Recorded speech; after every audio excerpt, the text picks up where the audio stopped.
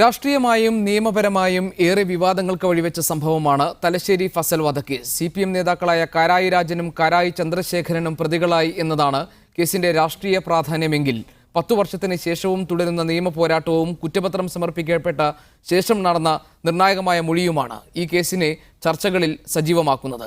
Fasal വധക്കേസിന്റെ നാൾവഴികളിലൂടെ 2006 October 22 പുലർച്ചെയാണ് NDF Thalassery sub divisional committee അംഗം മുഹമ്മദ് ഫസൽ തലശ്ശേരി ജഗന്നാഥ ക്ഷേത്രം റോഡിൽ കൊല ചെയ്യപ്പെട്ടത്. അന്ന് തലശ്ശേരി CA ആയിരുന്ന P. സുകുമാരന്റെ നേതൃത്വത്തിലുള്ള ലോക്കൽ പോലീസാണ് ആദ്യം കേസ് അന്വേഷിച്ചത്. CPM പ്രവർത്തകരാണ് കൊലയ്ക്ക് പിന്നിലെന്നായിരുന്നു പോലീസിന്റെ പ്രാഥമിക നിഗമനം. നവംബർ 8 കേസിന്റെ അന്വേഷണം ക്രൈംബ്രാഞ്ചിന് കൈമാറി.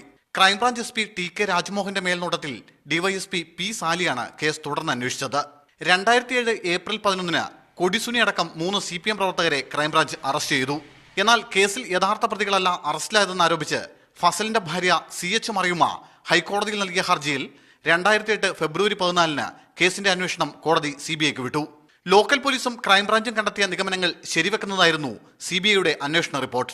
ലോക്കൽ പോലീസ് കണ്ടെത്തിയ 3 പ്രതികളെ കൂടാതെ CPM Thalassery area secretary Karayi Rajan, Thiruvangad local secretary Karayi Chandrasekharan എന്നിവരടക്കം 8 പേരെ പ്രതികളാക്കി 2012 ജൂൺ 12 CBI കോടതിയിൽ കുറ്റപത്രം സമർപ്പിച്ചു. തുടർന്ന് ജൂൺ 22 കാരായിമാർ എറണാകുളം CBI കോടതിയിൽ കീഴടങ്ങി. എന്നാൽ 4 വർഷത്തിനു ശേഷം CPM പ്രവർത്തകനായ പടുവിലായി മോഹനെ കൊലപ്പെടുത്തിയ കേസിൽ അറസ്റ്റിലായ RSS പ്രവർത്തകൻ എംബ്രാൻഡവിട സുബീഷ് പോലീസിനോട് നടത്തിയ വെളിപ്പെടുത്തലുകളാണ് ഫസൽ വധക്കേസിന്റെ ഗതി മാറ്റിയത്. സുനിൽ ഐസക്, മീഡിയ 1, കണ്ണൂർ.